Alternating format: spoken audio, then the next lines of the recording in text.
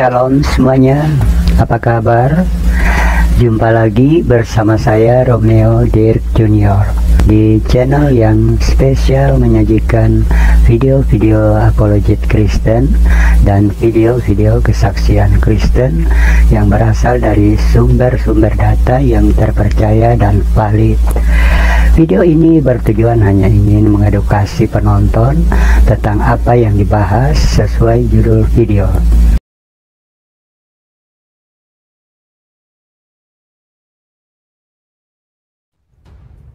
Hi, welcome to my YouTube channel. Please subscribe and smash that like button.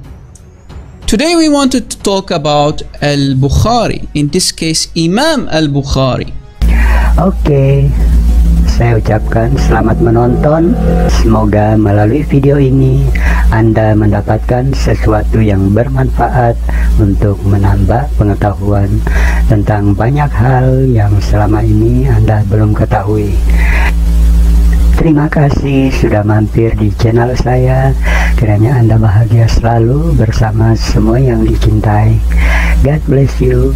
Bye.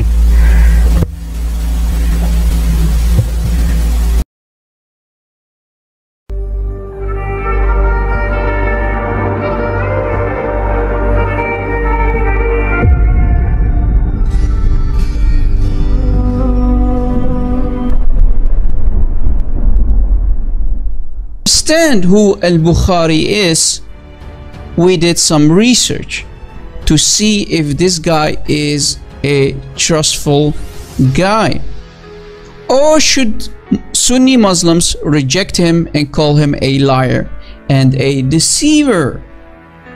Let us start this teaching and see if Sunni Muslims should actually reject him or accept his hadith collection in Sahih Al Bukhari.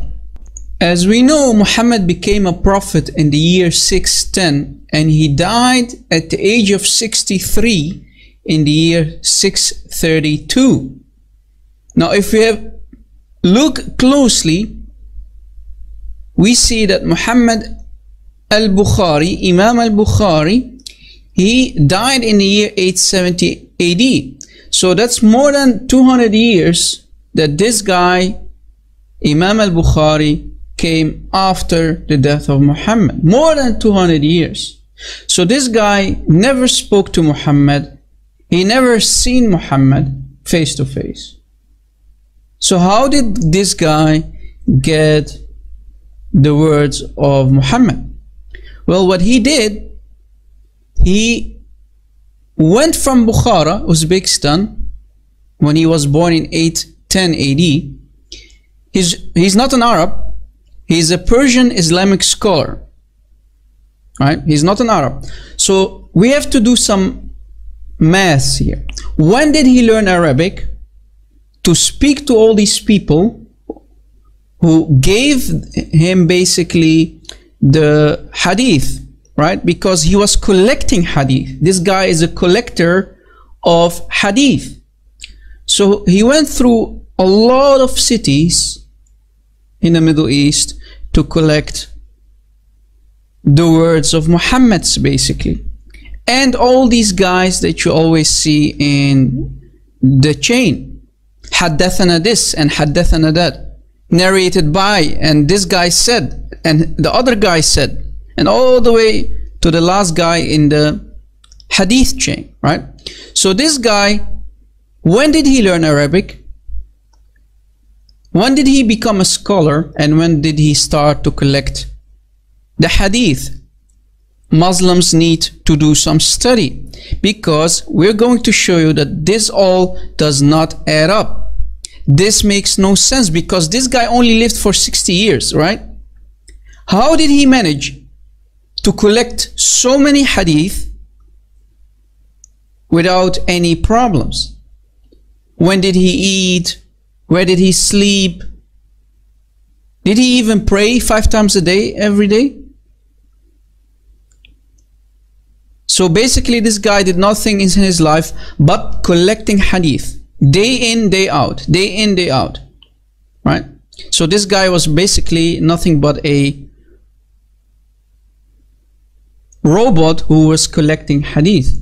And we're going to show you even more damaging stuff, because everything that was told about this guy during his lifetime is nothing but a lie and a deception. And we are going to prove that to you.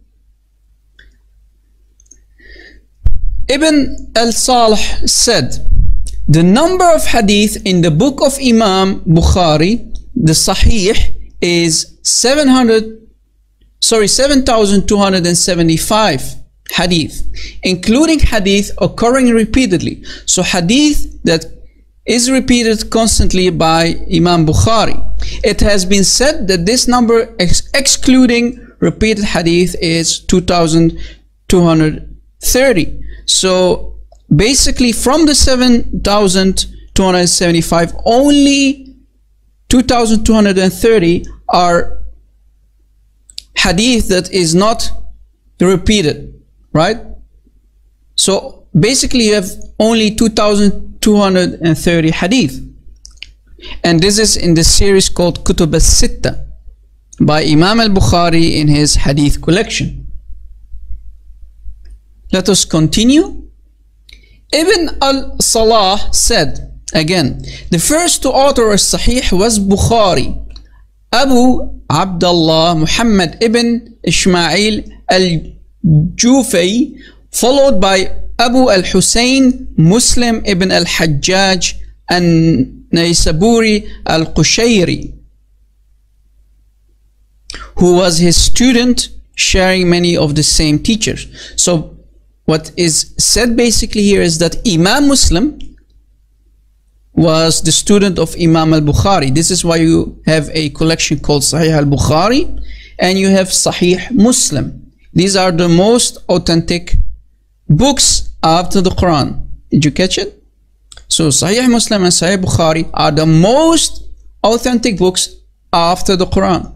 Al-Shafi'i said, the book of Bukhari is the more authentic of the two and more useful. So basically Imam Bukhari, his collection of hadith is the most trusted right after the Quran, right? You have also something called Hadith Qudsi, but that's off topic. But Imam Al Bukhari is basically the second more authentic hadith that is reported from the mouth of Muhammad himself, the Prophet of Islam. To show you the problems that we have found against this Imam Al Bukhari, I'm going to show you really devastating and damaging information that maybe is not known to many Muslims. And that's the following. It is said that Imam Bukhari collected about 600,000 hadith, not 1,000, not 2,000, but 600,000 hadith. So this guy did nothing else but collect hadith. He didn't eat, he didn't sleep, he only collected hadith in his lifetime, of which some, around 7,000, as we showed you earlier, all have been classified as authentic.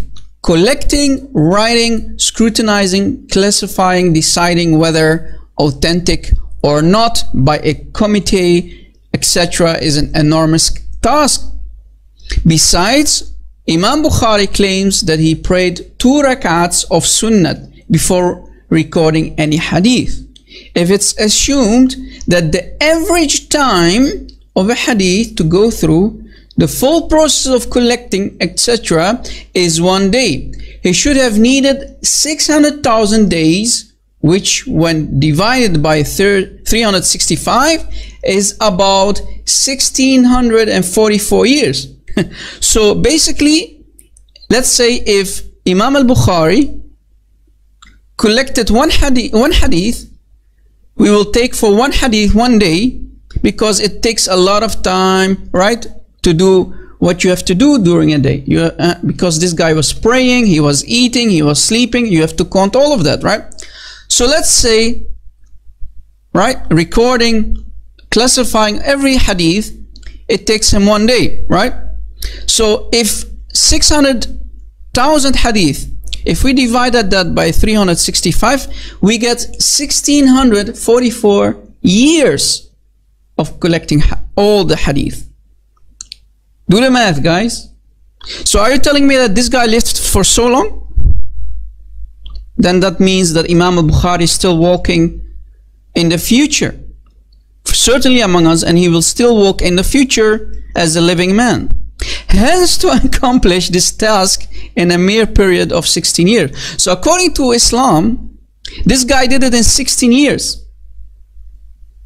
Amazing, right? This makes sense, right, guys? It didn't take him 1644 years. It took him only 16 years to collect the 600,000 hadith, and collecting them, writing, scrutinizing, classifying, etc. So everything that comes on top of that, right? So as he claimed, it's impossible, thus questioning his integrity and honesty. And we have more damaging stuff, guys.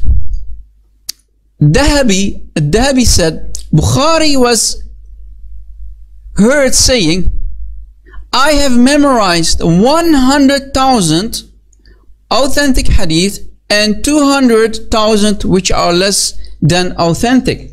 So according to Imam Al Bukhari, this guy memorized 300,000 hadith. 300,000 hadith. Can you imagine that, guys? 300,000 hadith, including all the chains, all the names in a hadith. You know how many detailed information is in one hadith only? And how long a hadith can be? Try to memorize 300,000 hadith in 16 years. That's more than a lifetime. And like we said to you, let's say, forget about the memorizing. If you have 600,000, right, total, and half of them is memorized, how long did this guy live? Right? 1644 years with memorizing. Try to memorize one letter, just one letter. How long does it take you? A complete day maybe, right? And try to recite it without any mistakes. And that for 16 years, guys. 16 years according to him. He did 16 years for memorizing 300,000 hadith. This guy is nothing but a liar. And remember, this guy only lived for 60 years, right? He didn't live really long. He died really at young age, right? So in other words, Imam Bukhari claims that he memorized a total number of 300,000 hadith during his lifetime. In just 60 years?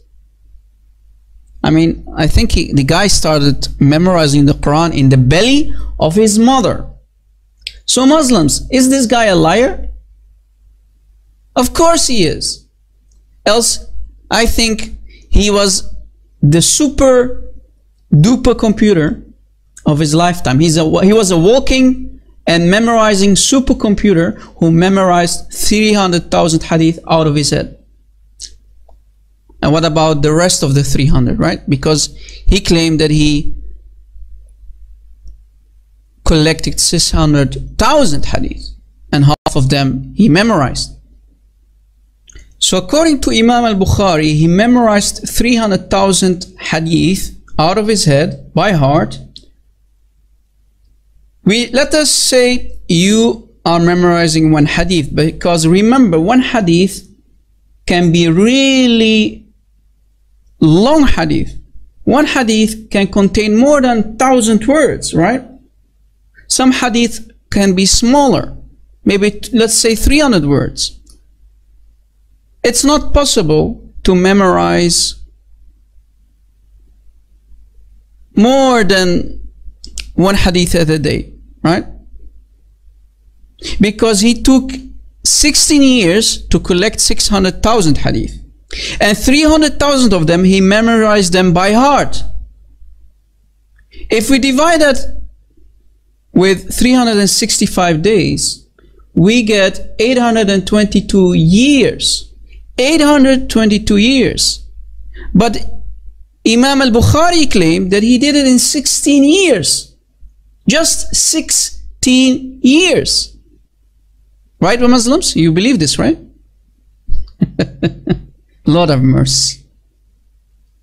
Memorizing 300,000 hadith, including all the details, all the names in the narration, all the names that are mentioned in one hadith, haddathana this and haddathana that, narrated by him, and this guy said, and the other guy said, all the way to Muhammad, the Prophet of Islam said, and then the hadith comes, right? Because first you have to go through the narration, through the chain of narration, and then the hadith itself is mentioned underneath it, right? As you see here. This is an example. You can see for yourself how long one hadith can be. And as you can see, these are the narrations. So are you telling me that Imam Bukhari memorized all the details, every detail that you see, including the hadith itself and the chain of narration? No way. No way. So let's say he memorized just one hadith a day because he needed to make sure if this hadith is correct or not, right? It took him one day to memorize, to authenticate a hadith, to go and ask around more than one guy to make sure, hey, is this true? Yes, this must be true. Oh, okay, this one is not true, right? So 300,000 hadith memorized by heart, and it took him 822 years to do that just for one hadith. But we know that this guy only lived for 60 years, and he did it only for 16 years because the guy need to grow up, right? You're not going to tell me he was already collecting hadith as a 2-year-old boy, right?